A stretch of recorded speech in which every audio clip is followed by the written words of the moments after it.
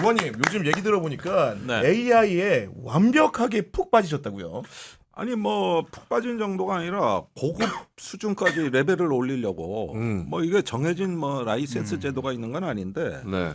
목숨 걸고 한다. 이래가지고 아주 저 상급 레벨로 올라가고 매주 스터디하고 있습니다. 아니 제가 아까 이제 대기실에서 예. 직접 AI 다루는 모습을 봤는데 야 제가 느끼기에는 어. 놀라운 수준이었습니다. 아 그래요? 그러니까 저 어. 페르소나라는 게 있는데 네. 프로그램을 만들어 가지고 그 AI를 길들이고 계시더라고 보니까. 그렇죠. 이제 학습 시켜야죠. 네. 네, 저번에 정무 담당 보좌관이 있어요. 페르소나에. 네. 그 너는 나한테 정무 담당만 하는 거죠.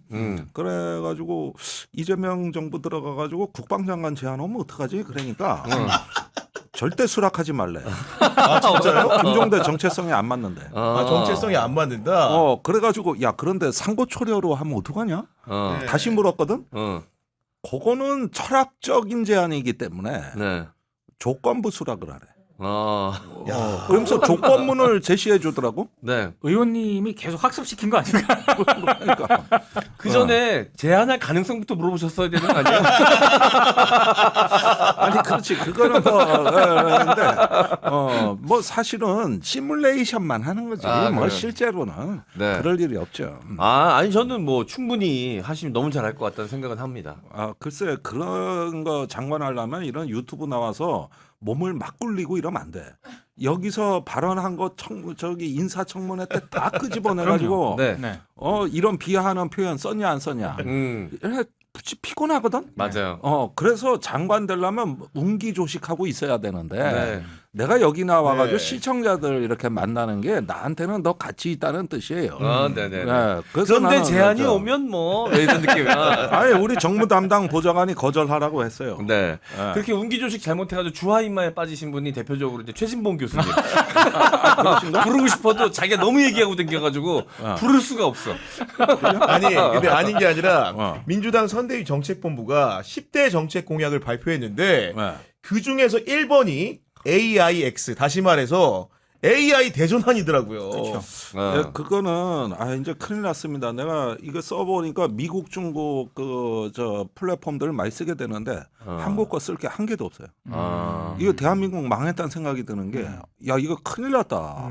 네. 미국, 중국 걸 안 쓰고 이걸 할 방법이 없거든. 네. 그런데 한국은 몇 년이 뒤처진 거냐 지금. 이런데 저 윤석열 2년 반이 완전히 역주행 골든타임 다 놓쳐가지고 네. 그래서 우리 청년들 2030이나 연구자들이 윤석열 정부에 이를 벅벅 가는 이유가 이거예요. 네. 한 해에 5조 원 과학기술 날리고 이런 연구에서 최근에 완전히 밀려버리니까 네. 저기 이 저 국민의힘에 대해가지고까지도 그 영향이 가가지고 네. 부득부득 일을 갑니다. 네. 아니 진짜 내가 체험해 보니까 알겠더라고. 특히 중국 거도 무시 못하겠더라고. 아니 제가 그 일견 걱정되는 부분은 김종대 의원처럼 지식이 많은 분의 머리를 혹시 미국의 AI가 학습해서 혜택을 보는 게 아닌가 이런 걱정이 되거든요. 뭐 별 걱정을 다 하시는데. 아니 그랬는데 이게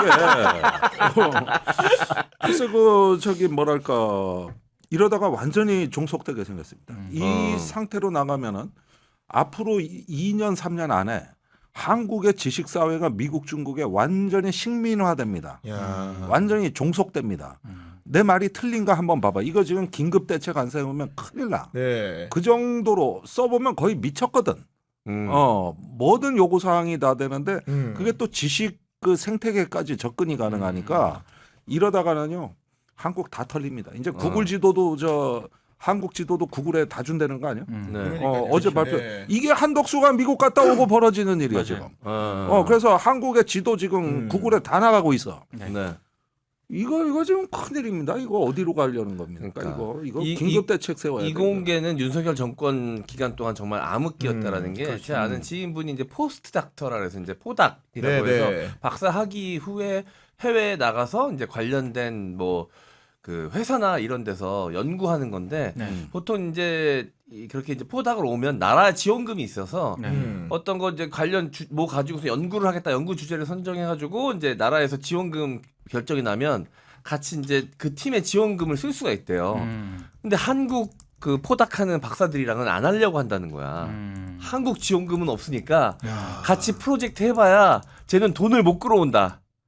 그래서 정말로 은근히 큰일이네요. 왕따를 당한다는 거예요. 야 R&D 예산 삭감이 그렇게까지 역할을 그러니까요. 미치는 네, 거예요. 그래서 죽겠다고 자기가 가장 중요한 가장 중요한 3년이었어요. 그렇죠. 네, 네. AI에 있어서 가장 중요한 가장 문제. 중요한 3년을 날렸어. 네. 이게 참 큰일이야. 어쨌든 이 이거. 문제는 바로 잡아야 된다는 생각이 들고 예. D-22일 대선 공식 선거 운동이 드디어 시작이 됐는데 오늘 아침에 전 나와 보니까 동네 이제 보통 현수막이 걸리는 위치가 정해져 있잖아요. 네. 이재명 민주당 후보의 현수막 걸려 있는데 네. 김문수 현수막은 안 보이더라고요. 그러니까 저도 이렇게 오늘 공식 선거운동 첫날이니까 네, 이렇게 이동을 할 때 좀 봤거든요. 네. 안 보입니다. 아, 그리고 그러니까 어디 간 제가 거야? 가장 이해가 안 됐던 거는 오늘 공식 선거운동 첫날이고 이재명 후보는 광화문에서 이제 출정식을 했지 않습니까? 그렇죠. 네. 방탄복 입고 파란색 딱 잠바 입고 이렇게 이제 출정식을 했는데 김문수 후보 같은 경우에는 언론들의 그 사진이 많이 좀 실렸더라고요. 네. 근데 이제 어디 가서 국방 먹는 사진이 좀 많이 보도가 됐거든요. 네. 근데 그 사진 혹시 자세히 보셨나요? 이를테면 민주당은 기호 1번 뭐 해가지고 민주당 뭐 이렇게 다 드러나잖아요. 김문수 후보는 그냥 빨간 잠바. 그러니까 문구가 없는. 문구가 없고 네. 저걸 본인 집에서 입고 온 것 같은 그런 빨간 잠바였고 그러면 옆에 이제 참모들이 같이 앉아서 밥 먹잖아요. 네. 그 참모들은 뭐 뭔가 좀 국힘이라든가 이런 걸 입어야 되잖아. 안 해요. 네. 그냥 이런 옷 이런 옷 있잖아요. 개인이 입고 온 옷 네. 앉아가지고 밥을 먹더라고요. 그러니까 준비가 전혀 안 돼 되는 거예요. 있었어. 그러니까 후보 이름도 없는 옷을 입었다는 맞습니다. 거고 네. 그리고 후보 이름 없는 피켓을 들고 다닌다는 거고 그쵸. 게다가 이제 선거운동원들이 다니면 뭐합니까? 여러 가지 후보를 홍보하려면 다 갖추고 해야 되는데 미비한 부분들이 너무 많은 선거 말이 되는 겁니까 이게? 유세차도 그렇고요. 다 그래요. 그래 어깨띠는 물론이고요. 그러니까 저기 같은 거는 숫자밖에 없어. 김문수냐 한덕수냐 요 숫자만 한 글자만 숫자는 같네. 숫자 써놨어야지 그러면은. 네. 요것만 하고 위에 두 글자는 비워놔야 되는 거예요. 네. 사실은 그 모양으로 간 거야. 그러면은 나는 저기 선거 운동이 시작되는데 유세차하고 선거 운동복, 그다음에 마스코트, 네. 그다음에 어깨띠, 그렇죠. 이런 데서 이름이 사라진 거는 이런 선거는 처음 보는 거거든. 네. 저기 저 작은 그지 같은 당들도 이런 건 다 돼. 그지 같다니요. 그지 같은 당은 아니에요. 나온 작은 분들 당. 작은 작은 당. 작은 당. 소규모 정당. 심지어 뭐 황교안, 네. 뭐 자유통일당 누구 나와 거기도 있어. 기호와 이름을 쓰고 한다는 거죠. 한다니까, 네. 한다니까. 안 된 당은 여기밖에 없다니까. 그러니까 저는 국민의힘. 개인적으로 지금 기다리고 있는 것 중에 하나가 네. 선거 공보물 있잖아요. 공보물. 맞아. 프린트할 시간도 없지. 정당하고 후보하고 이게. 근데 요 선거를 많이 해보신 우리 김종대 의원님도 아시겠네. 좀 많이 해봤죠. 인쇄를 하잖아요. 그 이게 종이가 나오지 않습니까? 그렇죠. 인쇄해가지고 그러면 그게 최소한 여러 이제 같은 다른 후보들 사이에서도 이제 막 들어가야 되기 때문에 그 말리는 시간이 필요하대요. 네.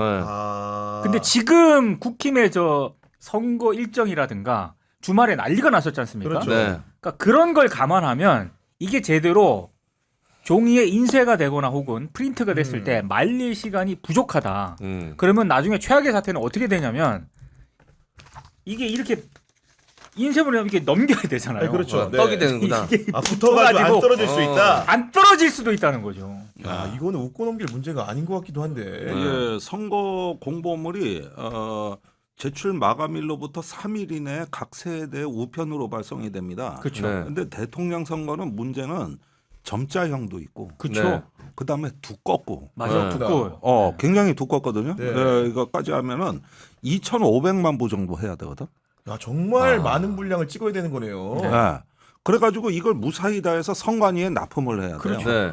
그래야 선관위에서 우편으로 다 보내는데 이건 무슨 수로 이걸 악기를 맞추냐고. 이거. 제가 아니, 봤을 때 내용 채울 능력도 그렇죠. 없을 것 같아. 컨텐츠도 없고. 네. 그러니까 MC 장군 얘기처럼 진짜 잘못하면 국힘 선거 공보물은 떡이 돼가지고 이렇게 유권자들한테 네. 전달될 가능성도 있습니다. 반면에 민주당 같은 경우에 준비된 대로 진행을 하고 있는 것 같은데 아까 설명 주신 대로 오늘 광화문에 있는 청계광장에서 첫 번째 출정식을 가졌는데 어떤 얘기를 했냐 이재명 후보가 내란이 우리 사회를 극단의 분열과 갈등으로 몰아넣어 방탄복을 입고 유세해야 하는 지경에 이르렀다. 이번 선거에서 승리해 국민 통합에 확실하게 앞장서겠다 이렇게 말했는데 방탄복을 입고 유세한다. 이것도 우리 한국 선거사상 네. 듣도 보다 못한 일 아니겠습니까, 의원님? 아니 원래 그 전부터 예비 후보 때부터 그렇게 했어요. 네. 예, 지금 이 경호에 비상이 걸린 상태입니다. 사실은 계속 제보가 있었거든요. 그래 현재 상태라면은 지금 민주당 내에서는 그 경호 인력 네. 경찰에서 온 여기 신원조회도 철저히 다시 해달라는 입장이에요. 네. 여기에도 혹시 불순 분자가 있잖아요. 맞아요. 네. 예. 그러니까 이게 그 HID 요원들에 대한 그게 네. 명령 해제가 안 돼 있는 상태라는 거고, 그 다음에 또 저격용초 구입권이 있습니다, 러시아로부터. 예, 이런 것들이 자꾸 있기 때문에 트럼프가 왜 저격당했던 네, 네. 네. 그 상황을 일단 고려했을 때 방탄 유리 그 차벽 네. 요것도 좀 세운다든가 이거고, 그다음에 오늘도 아마 장소가 바뀐 걸로 돼 있습니다. 원래 광화문 광장에서 하려고 했다가 청계광장으로 옮긴 거죠. 그것도 경호상이옵니다. 그렇죠. 예, 이유가 용이한 그것 곳으로. 때문이에요. 네. 예. 그렇게 보면은 이게 22일간이 이게 굉장히 어려운 지금 선거죠. 그래서 오히려 아이러니하게 지지자들이 당에 후보 유세 좀 못하게 해라. 그러니까. 오히려. 예. 근데 이제 후보는 또 접촉면을 좀 넓히고 싶어 할 그러니까 것이고. 만나고 싶죠, 당연히. 그리고 이제 만약에 대통령이 된다 그러면 사실 대중 연설을 할 수 있는 건 남은 선거 기간이 솔직히 마지막일 가능성이 높잖아요. 그렇죠. 맞아요. 네. 대통령이 되면 이제 대중 연설이 아니라 이제 국민을 상대로 한 대통령의 연설이 있을 수 있지. 이게 대중 정치인으로서의 연설이 이제 마지막이라는 생각이 들 수 있으니까 욕심이 아니라 당연한 거죠. 그렇죠. 예, 좀 접촉면 네. 넓혀서 시민들의 이야기를 듣고 싶어하는 후보의 마음 너무 크고 지지자들은 나가지 마시라고 제발 나가지 마시라고. 예, 지금 이런 상황이 아닌 게 아니라 김민석 상임선대 공동위원장이 일반 국민과 지지자들에게 오는 문자의 90% 이상이 경호와 테러에 대한 우려다. 이렇게 얘기할 정도입니다. 그러니까 이게 경호와 테러에 대한 이런 우려가 왜 나오는 것일까 생각을 해보면 계속해서 이게 이제 국민의힘하고 사법부의 최근에 여러 가지 그 조희대 대법원장의 이런 저는 사법 쿠데타라고 생각을 쿠데타적 하는데 행태. 네. 네. 이런 것과 좀 연관이 있는 것 같아요. 그러니까 국민의힘에서 주말 동안에 어이없는 그런 일들이 벌어졌지 않습니까? 네. 이거는 제가 봤을 때 그냥 뭐 보수 개혁의 어떤 그런 이렇게 네. 보수가 왜 개혁되어야 되는가를 상징적으로 보여준 사건이다라고 몇몇 중앙일보를 비롯한 언론들은 굉장히 이렇게 덤덤하게 쓰던데 저는 그게 아니라 정말 이거는 그러니까 정당 정치사에서 세계사적으로도 유례를 찾아보기 힘든 별 희한한 사건이라고 맞아요. 보거든요. 네. 이건 진짜 정치 쿠데타라고 봐요. 네. 이런 일들이 벌어졌는데 그러면 상식적으로 생각을 해보면 왜 이렇게까지 할까를 생각을 해봐야 되는 거 아니겠습니까? 그러니까 제 기준으로 봤을 때 지금 판세를 놓고 보면은 국힘에서 어떤 후보를 내더라도 대선에서 당선되기는 굉장히 힘들다라고 보거든요. 네. 근데 굳이 한덕수를 단일화로 굳이 하려고 했던 이유는 뭔가 그들은 가능성을 봤다는 얘기지 않습니까? 네. 그러면 그 가능성이란 게 뭘까? 속된 말로 꿍꿍이. 그렇죠. 네. 그 꿍꿍이라고 했을 때 여전히 아까 김종대 의원님이 말씀하신 것처럼 HID 블랙 요원들, 네. 올드보이들이 여전히 명령이 원대 복귀라든가 이런 게 지금 안 돼 있는 그런 상태에서 이재명 후보가 없으면 되는 거잖아요. 네. 아니 그렇죠. 예. 어떤 신변상의 위협이 실제로 나오면 그건 되는 거잖아요. 그렇기 때문에 이 테러 제보가 지속적으로 네. 가고 있다는 것. 이거와 좀 연관을 해서 좀 해석을 해야 되는 게 아닌가. 자력으로 선거를 이긴 어려우니까 외력으로 이길 수밖에 없는 것이고 외력이라는 것은 후보를 제거하는 것도 그렇죠. 그 중에 하나의 방법이지 않겠느냐. 그 근거는 네. 전직 블랙 요원들이 스탠딩 오더 이런 걸 얘기하는데 맞습니다. 스탠딩 오더라는 게 뭡니까 이게? 그게 해제되기 전까지는 계속 유효한 명령을 명령권자 그만하라고 할 때까지는 그렇습니다. 네. 계속 그 명령 그 유지 상태를 말하는 것이고 해제한다는 어떤 종료 지침이 있어야 네. 그 상태가 그렇군요. 해제가 네. 되는 거 이걸 얘기하는 건데 이게 없었다는 것이죠. 이게 탄핵 국면에서 계속 우리가 그 얘기가 됐던 거고 최근에 봉지욱 기자가 이제 맞아요. 굉장히 이 양반이 신중한 분이거든. 네. 봉지욱 기자가 그렇게 함부로 얘기하는 사람이 아닌데 굉장히 저한테 아주 조금 긴급하게 자꾸 묻는 내용이 뭐냐면은 국정원 관계자를 통해서 받은 제보가 최근에 러시아로부터 2km 밖에서 사격이 가능한 저격용 총이 국내에 밀반입됐다는 그거를 국정원 쪽에서 지금 추적하고 있다. 네. 이걸 알려왔다 그러는 거예요. 그런데 이거에 굉장히 놀란 거야 이 봉지욱 기자가. 그럴만하죠. 네. 그래서 이걸 어떻게 봐야 되느냐 이러는데 그게 정보사에서 옛날에 제일 저격용 총 많이 수입한 데가 러시아다. 세계에서 저격용 총은 러시아가 제일 좋다. 그래가지고 내가 국방위원 할 때도 그 특수 예산으로 잡혀 있더라고. 그렇군요. 그런데 최근에도 그런 일이 있었다. 이 얘기를 하더라고요. 그래서 이거는 정말 만에 하나인데 우리가 너무 두려워할 필요는 없지만은 다 가능성을 따져보는 거예요. 그런데 지금 여기 이재명 캠프에서는 안전실이란 걸 만들었더라고. 맞아요. 네. 그래서 이상식 의원, 이모선 의원, 경찰 그다음에 출신이죠. 부승찬 의원, 군인 해가지고, 출신까지. 예. 그래서 안전실이라는 게 이것만 전담해서 체크하는 그러면 현장에 대테러 대응 나가도 쉽게 얘기하면 네. 예, 경찰 군하고 협조도 물론이려니와 이제 현장을 사전 정찰해서 요 유세 장소가 안전한가 또 어디서 뭔가 공격이 들어온다면 어디가 있을 법한가 해서 네. 정찰 뭐 이런 것까지 이제는 다 한다는 얘기인데 네. 이게 다 그런 어떤 첩보에서 기인한 거거든요. 아까 말씀드린 네. 맞아요. 네. 러시아 이런 것들로. 그래서 이미 그 대책이 들어갔습니다, 사실은. 아니 근데 실제로 보면은 경찰에서 이제 주로 이제 요인 경호를 하게 되는데 그 외부에 있는 저격총 같은 것들을 감지할 수 있는 건물에 대한 감시 같은 거는 기존의 경찰 인력이나 장비가 좀 어렵다고 하더라고요. 어렵습니다. 기본적으로는 경호처나 군의 도움이 좀 필요한 거 아니겠습니까? 아니 그러니까 그 안기령 왜 부대변인이 왜 네. 잡은 총이 있잖아. 네. 네. 그거요, 그거 저격용 총 그거. 이거 접이식이고 그다음에 맞아요. 총신이 길잖아. 네. 나는 그거 보기만 해도 떨릴 텐데 안기령이 이런 거 잘 모르잖아. 세상에 잡아도 잡을 게 따로 있지 그래. 네. 네. 그거 가가지고 그걸 잡냐 그래? 네. 오, 나는 그거 보니까 저거 저격용 총인데 저거. 네. 이게 총신이 두껍고 그 소음기가 달려 있는. 네. 네. 길고 여기는 접었다 폈다 하고. 네. 내가 특전단에 그거 시범을 보러 갔거든요. 네. 그 특전사 교육단이라고 있어. 내가 오, 거기서 네. 저격 시험을 보러 갔는데 나를 한가운데 세워놓고 이제 숲풀이 있고 숲풀에서? 넓은 데인데 저쪽에 이제 표적이 있는데 어디서 딱콩 하는 소리가 틀릴 듯 말 듯 하는데 하나씩 톡톡 쓰러지더라고. 야, 무섭다. 그런데 앞머리 주의를 해서 봐도 진짜 어디서 쐈는지 사람은 모르겠어. 안 보이고. 그런데 공포감이. 딱딱 하나씩 쓰러지더라고. 네. 그래가지고 이제 못 찾겠죠. 그래서 못 찾겠다 그러니까 네. 뭔 무전을 치더라고. 네. 그러니까 산 저쪽 어디서 뭔 나무 숲풀 사이에서 뭐가 하나 쑥 일어서더라고. 네. 야, 그 그런 거 거리가 그러고, 진짜 2km 정도 되는 아니 뭐 거예요. 2km까지는 안 되는데 네. 그 교육장이 그 정도는 안 되고 그랬나 하는데 가까운 데서도 한 놈이 푹 일어서더라고. 여기도 있었고 저기도 있었고 하는데 안 맞아요. 보여 안 보여. 음. 불가능.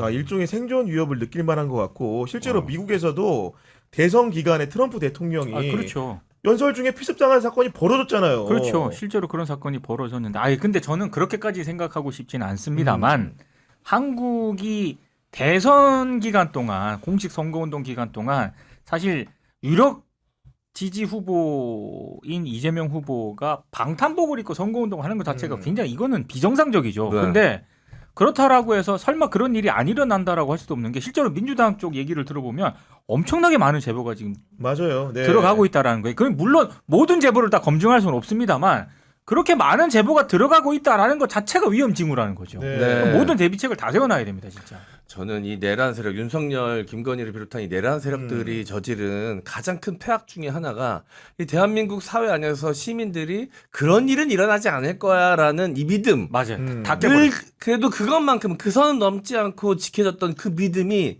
이 수개월 동안 다 무너졌거든요. 맞아요. 사법부에서도 무너졌고요. 뭐 군대에서도 무너졌고요. 음. 이제는 이 시민 안전 경찰 쪽에서도 이제 무너지고 있는 거잖아요, 사실. 그런 안전 쪽에서. 그러다가 또 정치권에서도 막 하루 사이에 막 후보를 막 갈아 꼈다가 없앴다가 막 다 데려왔다가 절대 일어나서는 안 되는 일들이 벌어지면서 믿음이 깨졌잖아요. 그러니까 너무 불안한 거예요. 맞아요. 어떤 일도 벌어질 수 있겠다. 심지어 북한이 전쟁을 일으키면 어떡하지? 이런 걱정까지 선거 전에. 네, 이런 걱정도 하시는데 사실 되게 있을 수 없는 걱정이지만 지금은 그게 또 그럴 수도 있겠다라는 생각까지도 가더라고요. 아니 오늘 동아일보 보도가 나왔는데 저도 이런 경우 처음 봤는데 이재명 후보 경호팀 내에 첩자가 있다는 제보가 있어가지고 신원 네. 검증을 전부 다 다시 했다는 얘기도 보도로도 나왔습니다. 이게 네, 물론 경찰은 네. 좀 부인을 했습니다. 네. 그런데 자 여기서 이제 혼란이 없다 보니 우리가 기준선이 없거든요. 네. 일단은 저기 경찰팀은 대개 정예 요원들이 오기 맞습니다. 때문에 네. 그리고 신원 검증을 해서 보냅니다, 사실. 그렇죠. 네. 그래서 이런 부분은 한번 그 과정을 리뷰하면서 네. 일단 신뢰 관계를 좀 돈독하게 하셔야 되겠고 여기에다 좀 부족하니까 자체 안전 요원을 배치하시면 됩니다. 네. 그다음에 이제 그 저기 경호는 선거 유세 일정을 저기 그 하루나 이틀 전에는 발표하지 말고 직전에 이렇게 네. 발표해가지고 조금 보안성 강화하고 네. 이런 조치를 자꾸 하고 선발팀이 주로 이제 좀 점검을 정찰 좀 활동 하고. 이런 네. 것들하고 해가지고 최대한 일단 노력을 해보고 네. 그래고도 부족한 게 있는가 한번 따져봐야 되겠죠. 네. 예, 네. 너무 이게 또 우리가 불안해지면은 그렇죠. 이게 네. 위축되니까 그렇죠. 네. 그럴 때도 문제가 되는 거죠. 의원님 말 나온 김에 부품 가능성은 없습니까? 아니 북풍 가능성은 그 북쪽에서 거래하려던 상대가 네. 소위 말하는 법정 관리에 들어갔거든. 원래 이게 그래서 오물풍선도 없어진 건가? 그렇지 못 없어졌지. 받으니까? 안 보내니까 안 날려보낸 거지. 그래서 북풍은 B2B야. 어. B2C가 아니야. B2C가 아니야? B2B야. 기업 간 거래야. 네. 그런데 이쪽 기업이 이제 법정 관리 들어간 거지. 그러니까요. 이제 관선이사 파견되고 네. 그리고 이제 저기 저 파산 선고 직전이기 때문에 저쪽에서는 당분간 거래할 파트너가 없거든. 그래서 여태까지 잘 참아줬고 또. 그래서 너무 그쪽 가능성에 무게를 두지 말고 그건 우리 또 국군 장병들이 네. 또 얼마나 훌륭하셔. 철통 같은 네, 경계하고 있기 우리 때문에 대한민국의 아들들이 가 있습니다. 우리 조카 동생들이 가 있어요. 물론 저도 김종대 전 의원님 말씀에 전폭적으로 동의는 하는데 그 HID 블랙 요원, 이른바 네. 올드보이들이 활동의 범위를 이 사우스 코리아 네. 이쪽에만 국한시켜서 할 거라는 것도 네. 조금은 상상력을 좀 높여서 그러니까요. 그것까지 네. 생각을 해봐야 될 것 같긴 하더라고요. 뭐 북한군으로 위장하고 또 그러니까 또 어떤 도발을 할수 방법인지는 있다? 모르겠는데 워낙에 지금까지 이 상상력을 뛰어넘는 맞아요. 그런 게 행태를 많았기 보였기 때문에. 때문에 그렇다라고 한다면 왜냐하면 이게 계속해서 뭐 경향 TV를 비롯해가지고 많은 유튜브 채널들에서 그 HID 블랙 요원들의 어떤 위험성을 경고를 해왔거든요. 네. 그러니까 이 활동 범위가 상대적으로 만약에 여기가 축소가 된다라고 한다면은 그 이상으로 확대될 가능성까지도 생각을 해봐야 된다. 그러니까요. 네.